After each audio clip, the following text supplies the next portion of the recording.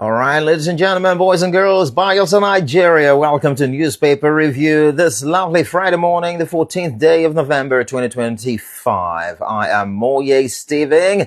Let us start with the business day. The big story there, Nigeria's curriculum overhaul sparks WAEC exam jitters. Of course, sparks WASC exam jitters.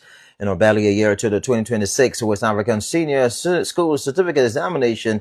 The decision is that they have to stop the computer-based examination, test. So the National Assembly is asking them to calm down with that move. Let's take a look at these other stories. 2026 World Cup, Nigeria to battle DR Congo in CAF player final.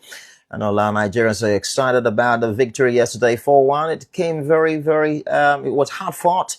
And congratulations to the boys and to Nigeria as well. We look forward to Sunday to see how that turns out. Well, we are very hopeful that we're going to go for the intercontinental playoffs. Definitely. OG Carlo appointing junior officers as service chiefs is causing loss of trained military manpower. BBC apologizes to Trump over edited documentary but rejects demand for $1 billion compensation. Federal government fresh 1.15 trillion loan exposes Tinubu's debt addiction as credited to the ADC. Abuja airport runway shut down after jet tire bursts. What? Wow. That's really terrible. And then, of course, Naira gains as external reserves hit 6-year high of $43.42 billion. And more stories you see on the business day, how Nigeria's currency reforms spark a comeback story for foreign investments. And lastly, there were other stories as well, but let me take this as the very last one. Sweat meets profit and longevity. I think that's an opinion. So you want to check it out on the business day to get the details. So let's move now to the Punch newspaper. And Ibadan Convention, PDP delegates arrive amid Saraki's cancellation move. Oh, wow. Well, no one, it's going to be interesting, right? Interesting times. It's tomorrow, right? 15th. Let's see how that turns out to be. Tinubu shifts 15% fuel import duty to the first quarter of 2026. Tinubu shifts 15% fuel import duty to the first quarter of 2026. 3 Nigerians arrested for fraud in Kenya. And then AMCON officials and lawyers face contempt charges for contravention of court orders. Still on the Punch newspaper, 36 million naira fraud, suspected fake Ondo cocoa farmer to face trial. And then you still see the story about the Ikie saga, a throwback to military impunity. I guess that's the editorial of the paper. You want to check it out for yourself to see the details. And the National Assembly shifts WAEC CBT adoption to 2030. Yes, I said that before. Airlines reject fresh $11.50 NIS fee. And then you want to see all the details of that story in the Punch newspaper. Moving on to the Vanguard newspaper. Ikie soldiers altercation. Respect the uniform. No offense committed. Generally Rabo Matawale all speaking there. PDP crisis. Nwabara. Saraki disagree over tomorrow's convention. What are they talking about? What are they disagreeing about? We want to check it out on the Vanguard newspaper. No religious persecution. Genocide in Nigeria. Idris Tugar. AU.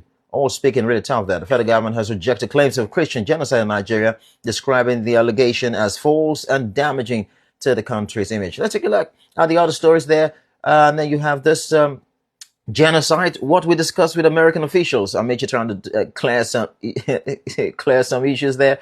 A lot of people accuse him that he was also one of those who went to America at the time when President Goodluck Jonathan was in power. They also went there to talk about all of these things, but he tried to clear the air. You want to check it out on the Vanguard paper. And CAF World Cup playoff. DR Congo defeat Cameroon 1-0 to face Nigeria in the final on Sunday. Interesting. Carlo proposes new outfit to tackle rising insecurity. Supports Trump. And capital market T+2 settlement cycle begins November 28, and that's going to the SEC, the SEC. And then dollar to naira exchange rate today, November 14, 2025. You want to check it out on the Vanguard. We'll see all of that details.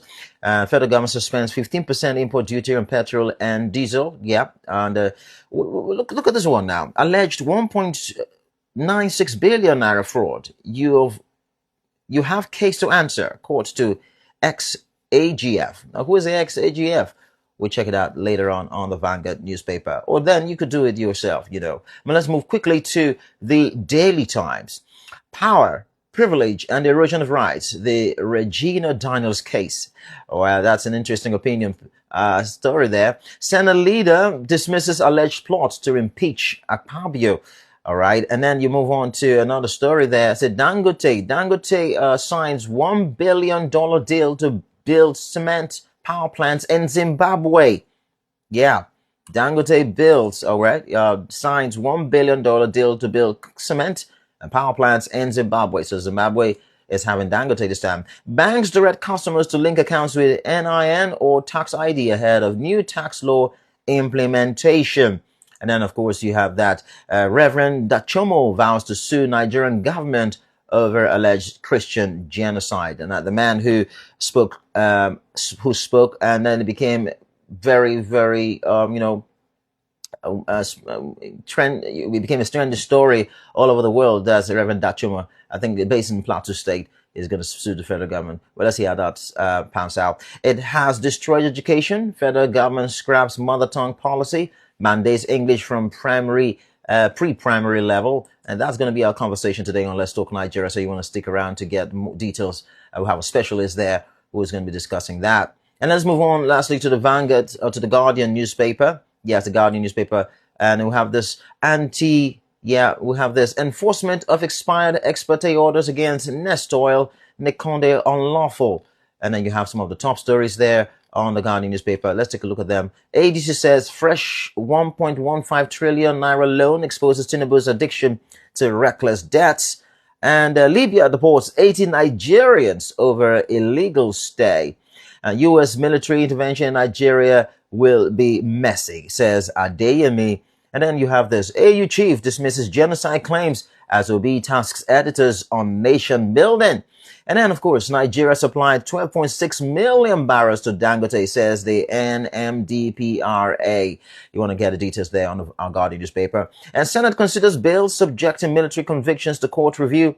And then lastly, we have this. Security operatives arrest 3 traffickers, rescue 17 kids in Kaduna. These and many more on the Guardian newspaper. And then let's take a look at the analysis.